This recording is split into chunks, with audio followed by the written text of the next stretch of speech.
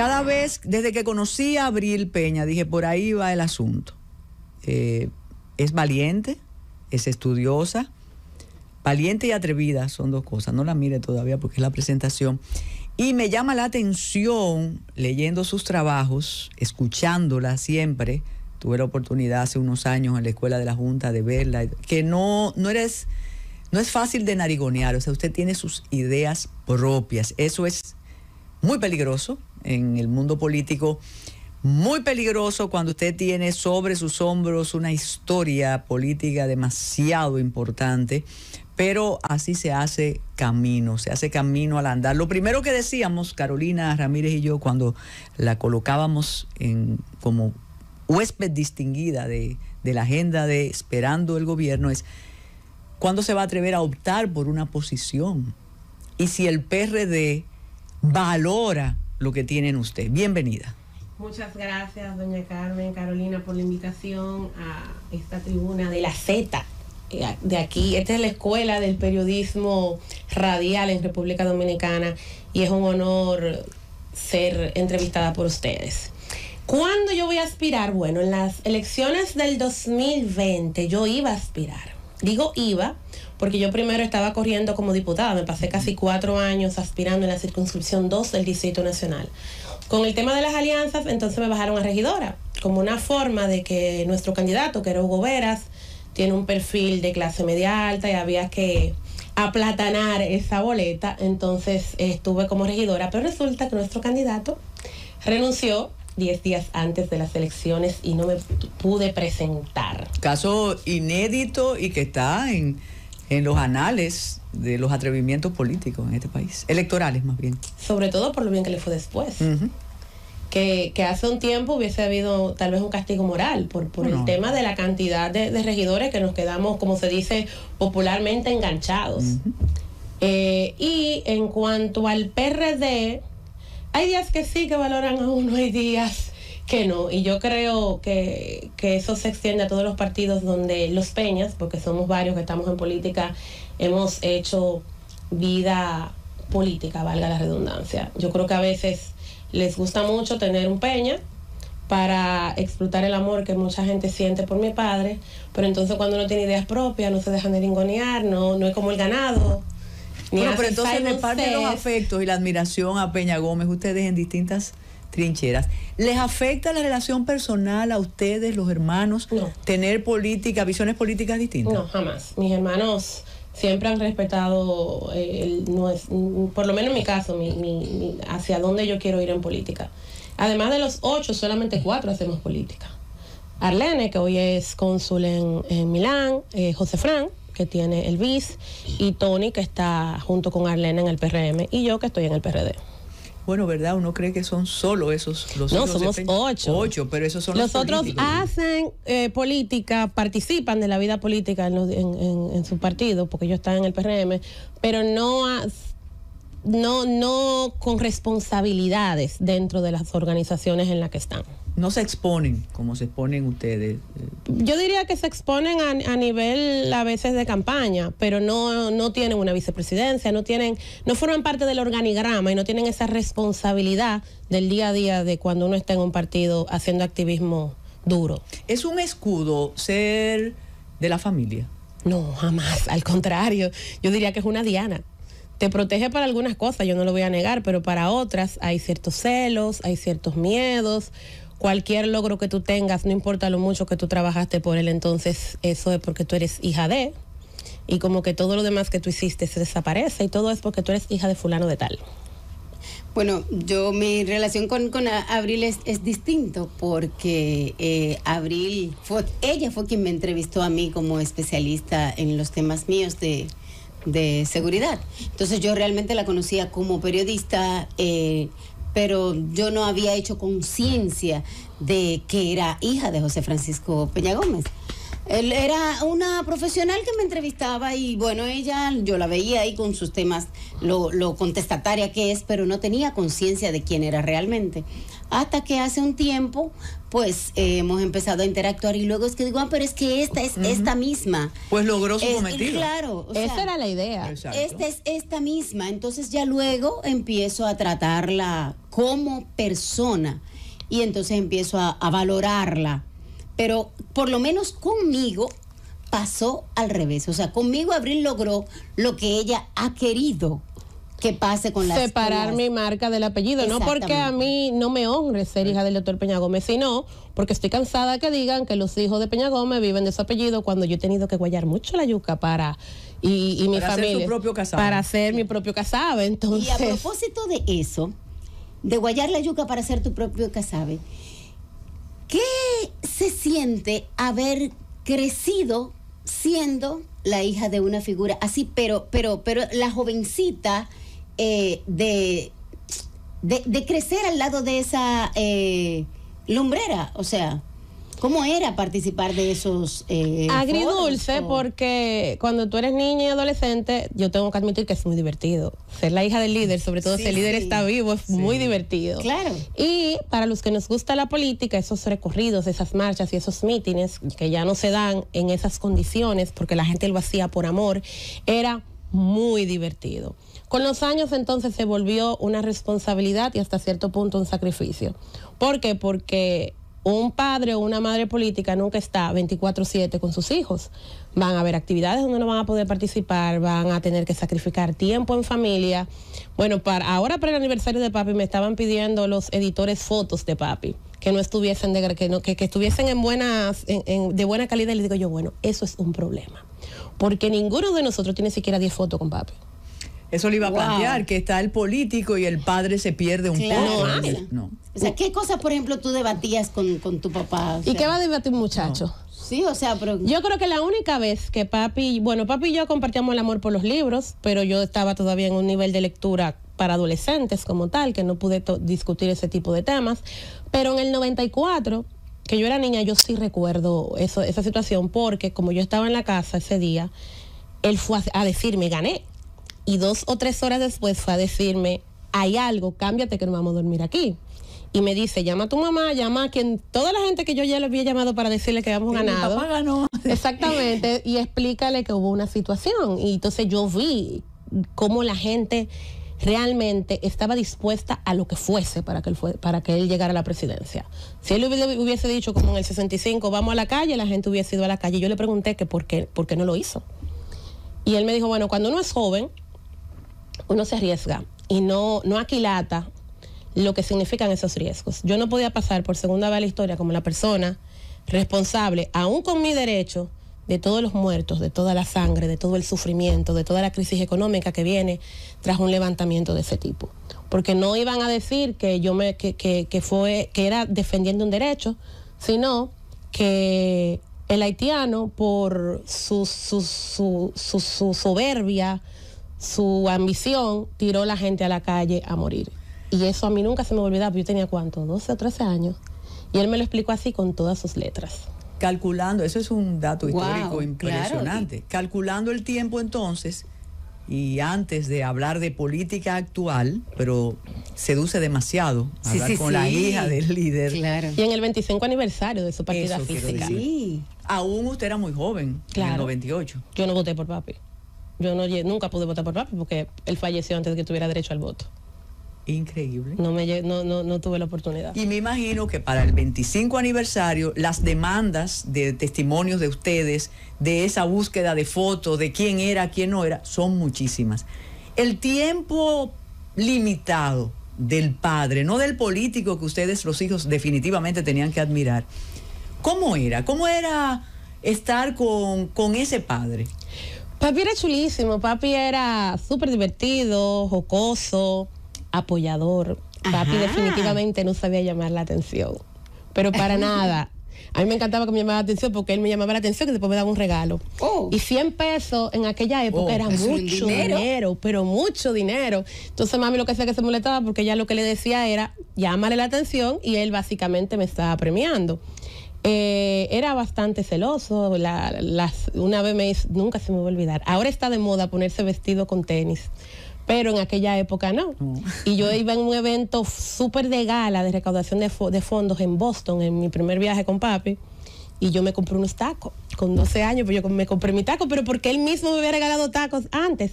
Cuando aquel hombre vio aquella minifalda con aquellos tacos, me hizo quitarme los tacos y tuve que ir en tenis a mi fiesta de gala. Y yo lloré, pero él no me dejó ponerme los tacos, ¿no?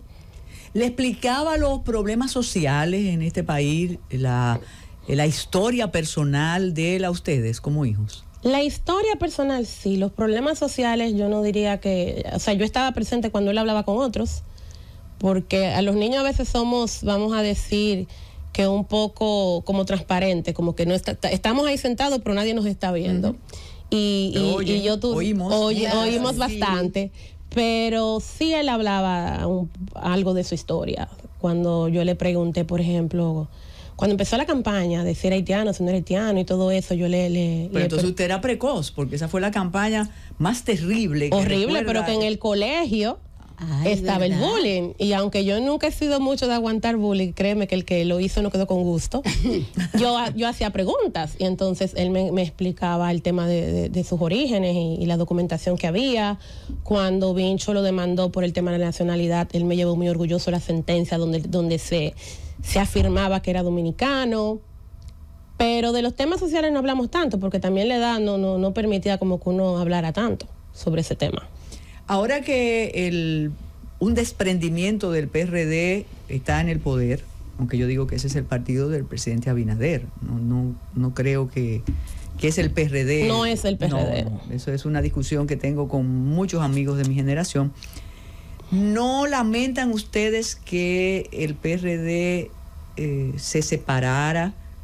¿No lamentan ustedes haber tenido un candidato que representara o que estuviera más cerca de los ideales de José Francisco Peña Gómez?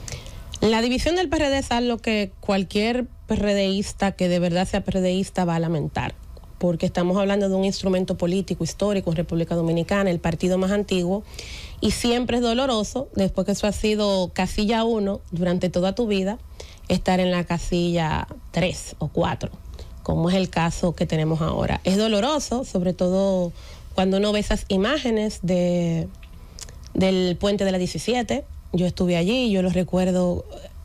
Son de las cosas que como niña uno nunca va a olvidar, porque aquel mar de gente, señores, no hay palabras que puedan describir la cantidad de gente que había allí. Pero yo siento una responsabilidad emocional con el PRD, con mi propio padre, y nosotros estamos haciendo lo posible o lo imposible porque una nueva generación de dirigentes en algún momento pueda ayudar a hacer que el PRD sea lo que fue. ¿Y qué pasa cuando te encuentras con personas que te manifiestan el cariño, por ejemplo, por tu padre? De cosas que ni te imaginabas. Y te pregunto, Carmen, y a esa maravillosa audiencia que nos sintoniza cada tarde, porque yo viví junto con el compañeros del gobierno de la tarde una experiencia interesantísima junto con Abril en el club Arroyo Hondo, y yo me imagino que a Abril le pasarán cientos de cosas como esta. Llevamos a Abril porque Abril tiene un talento para la voz igual que su papá. Uh-huh. Y bueno, pues en el club Arroyo Hondo los viernes hay karaoke. Y entonces hemos llevado a Abril y Abril abrió el karaoke. Y cuando presentan a Abril Peña, y al final dicen, es la hija de Peña Gómez. Abril termina y un señor se para y va y le quita el micrófono a Abril. Creemos que es que el señor va a cantar. No, el señor se para y dice, señores, esta joven que está aquí ha distinguido este club esta noche. Este club hoy está aquí por ese señor, José Francisco Peña Gómez. Cuando se estaba reestructurando el Distrito Nacional, por aquí iba a pasar una calle. Y nosotros como comunidad fuimos donde el alcalde y le explicamos que este era nuestro segundo hogar. Y él mandó a planeamiento urbano a reestructurar toda la calle para que no nos dañaran nuestro club. Y nosotros la vida entera le vamos a agradecer a ese señor. O sea, y Y después empezó la gente a contar mi historia mesa por mesa y se acabó el karaoke y empezó la temporada histórica. Eso es en el país, eso es en el país. A contarle historias de agradecimiento. Cuando la gente me pregunta que qué hizo Peña Gómez, porque papi dejó muchos intangibles, hay muchos logros que son de él, sobre todo en materia legislativa, pero el dominicano es de blo y cemento, lo que no ve es como que no lo siente. Entonces, cuando yo tengo ese tipo de experiencia que tú describes, ahí están los logros de Peña Gómez, que 25 años después, todavía, sin promoción alguna, de manera orgánica, como se dice ahora, la gente lo sigue amando y sigue recordando el barrio donde hicieron la biblioteca, el barrio donde hicieron el parque, el barrio donde hicieron la cancha, el barrio donde sanearon una cañada, en un ayuntamiento que en aquel momento no tenía recursos, porque no lo tenía, casi todo fue a base de donaciones internacionales, que tal vez para muchos no es el gran logro, pero para los habitantes de esa comunidad lo vale todo. Pero comencemos por la Junta de Vecinos y ahí seguimos. Junta de Vecinos, la independencia de la justicia que ahora tan cacareada está. La arborización de la ciudad. Fíjate, detallitos sueltos, pero tenemos que hacer una pausa. Cuando regresemos vamos a hablar de este acto que va a ser en la Universidad Autónoma de Santo Domingo. Pero yo quiero que usted me explique cómo se van a combinar las conmemoraciones en el partido, las privadas, cómo se va a hacer, porque me imagino que hay muchas actividades alusivas al 10 de mayo. Francis, regresamos de inmediato. Generaciones van y generaciones vienen, pero ahí está la obra escrita también de José Francisco Peña Gómez, sus discursos, aquí los nacionales y los internacionales. Pero ¿cómo vamos a conmemorar la partida de José Francisco Peña Gómez? Que dicho sea de paso, creo que ha sido una de las despedidas póstumas más impresionantes que tuvimos en la segunda mitad del siglo XX. Eso es así. Bueno, en la política, el PRD, que es la que te puedo dar detalles, va a llevar unas flores al cementerio a las 8 de la mañana, a las 10 tiene una misa en la iglesia de las Mercedes y luego tiene unas flores en el busto que está en el local del Partido Revolucionario Dominicano. Pero la Fundación Dr. José Francisco Peña Gómez y la Universidad Autónoma de Santo Domingo vamos a tener un conversatorio el miércoles a las 6 de la tarde en la Biblioteca Pedro Mira, en el Salón Manuel del Cabral. Es una actividad abierta, no es política, es apartidista. De hecho, vamos a participar la mayoría de los partidos del sistema que descendemos del peñagomismo, que creemos en el peñagomismo, o que decimos creer en el peñagomismo, porque hay de todo. Los expositores son Rafa Gabundi, que fue muy amigo de mi padre, doña Milagros Ortiz Bosch, y el periodista y quien hizo un documental de mi padre también, Alejandro Durán. Esa va a ser el miércoles a las 6 de la tarde. Pero el jueves 18 de mayo vamos a tener también un conversatorio que se llama Perspectiva Lingüística del discurso del doctor José Francisco Peña Gómez, en coordinación con la Escuela de Letras de la Facultad de Humanidades de la UAS. Y el jueves 25 de mayo vamos a tener un conversatorio sobre el pensamiento del doctor José Francisco Peña Gómez y el contenido ideológico de su discurso. Abierto al público. Abierto al público también. En septiembre tenemos un festival de cortos junto con la UAS, donde va a haber premios en metálico por valor de más de $500,000 de pesos, donde entre la familia y la fundación estamos aportando los premios, donde todo el mundo, no solamente estudiantes de la UAS, aunque estamos usando la UAS como base, van a poder participar. Y vienen 2 o 3 cositas, Paquito, sobre la vida de papi, un protagonista, que no diré quién es para no matarle su primicia, del proceso del 94, va a publicar también un libro, porque él es uno de los protagonistas y puede hablar con muchísimos detalles. O sea, este año van a haber muchas cosas sobre la vida y obra del doctor Peña Gómez. Ya se van despidiendo muchos de los amigos del doctor José Francisco Peña Gómez. Yo me imagino que ustedes sienten esa orfandad del testimonio, pero quedan todavía entrañables amigos y amigas del doctor José Francisco Peña Gómez. ¿No han intentado esos amigos de verdad que ustedes pasen al PRM precisamente con el argumento de: mira, yo era como hermana de tu padre, o yo era como hermano de tu padre, aquí es donde está? ¿Ha pasado eso? ¿Y por qué la persistencia de quedarse en el PRD y no aprovecharse del poder? Porque algo le salía a Abril en este poder, ¿no? Mira, claro que sí, siempre hay, y yo lo admito, o sea, yo siento como el que tiene la familia dividida, como cuando en una familia mamá y papá se divorcian y tú no sabes como con quién quedarte, es incómodo. Yo la primera vez que yo estuve en un evento, creo que fue en el 2017, estuve en un conversatorio de mujeres lideresas que se hizo en Punta Cana. Fue la primera vez que yo estuve en un sitio donde había también dirigentes, en este caso dirigentes del PRM. Estaba doña Milar Ortiz Bosch, Sara Solís, había muchas. Pero esas son las que puedo recordar. Yo decía, ¿qué hago? ¿Voy y la saludo? ¿No la saludo? Porque hubo un momento que la cosa se puso tan agria que usted no podía ni saludarse. Y al final terminamos todas, obvio, sentadas en la misma mesa y hablando y compartiendo, porque usted no puede borrar toda una vida de amistad y de cariño. Pero ellos están, sí, ellos están en su partido, yo estoy en el mío. Con respecto al PRD, dije hace un ratico que yo siento una responsabilidad con el partido, por lo que significan las 3 siglas. Y yo entiendo que esta es como mi responsabilidad, que me tocó. Un Peña tenía que estar, porque yo estoy clara del papel de símbolo que uno juega. Y si yo quiero que el PRD vuelva a resurgir, tengo que hacer el sacrificio que me toca. Porque para mucha gente no estar en las mieles del poder es eso, es un sacrificio. Pero ¿qué va? Porque yo no nací en el poder. Y yo estoy trabajando desde antes de los 18 años, o sea que con gobierno o sin gobierno la vida continúa. Leyendo sus trabajos, percibimos que usted no compra el proyecto del cambio, no le gusta 100% el proyecto del cambio. ¿Por qué? Mira, ningún gobierno es totalmente malo ni totalmente bueno. A mí me molesta es cuando quieren decir que el gobierno es un gobierno peñagomista y que es un gobierno socialdemócrata, cuando las iniciativas son claramente de corte neoliberal y más cercana a la derecha que otra cosa. Hay luces, claro que las hay. Hay una fuerte inversión en materia social, que a veces se dispersa por las mañas de los dirigentes que habemos en todos los partidos. Veo que el presidente Abinader tiene posiciones muy fuertes en el tema, por ejemplo, de la migración haitiana, de la presión que recibimos por parte de Estados Unidos en algunas temáticas que tienen que ver con esto.